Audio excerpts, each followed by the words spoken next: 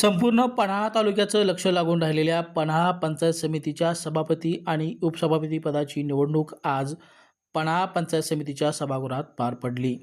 यामध्ये एकनाथ शिंदे शिवसेना पक्षाचे रवींद्र बंडू पाटील यांची सभापतीपदी तर अजित पवार राष्ट्रवादी पक्षाच्या भारती शिवाजी पाटील यांची उपसभापतीपदी बिनविरोध निवड झाली। पीठासीन अधिकारी म्हणून पन्हाळा तहसीलदार माधवी शिंदे जाधव तर सचिव म्हणून पन्हाळा पंचायत समितीच्या गटविकास अधिकारी सोनाली माडकर यांनी काम पाहिलं।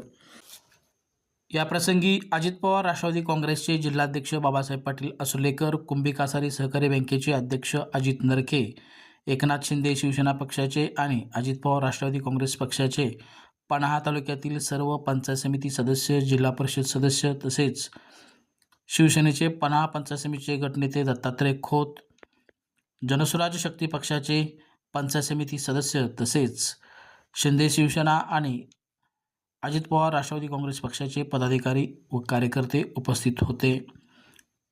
सभापती आणि उपसभापती निवड होताच एकनाथ शिंदे शिवसेना आणि अजित पवार राष्ट्रवादी काँग्रेस पक्षाच्या कार्यकर्त्यांनी गुलाल उधळून आणि फटाके वाजवून आनंदोत्सव साजरा केला।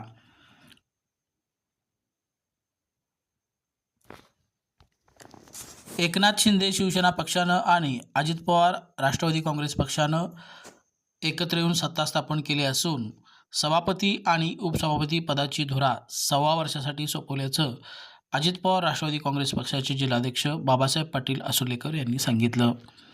रवींद्र पाटील यांची पन्हाळा पंचायत समितीच्या सभापती निवड झाल्यामुळं काटेभोगावसह पश्चिम पन्हाळ्यातील शिवसैनिकांमध्ये आनंदाचं वातावरण आहे।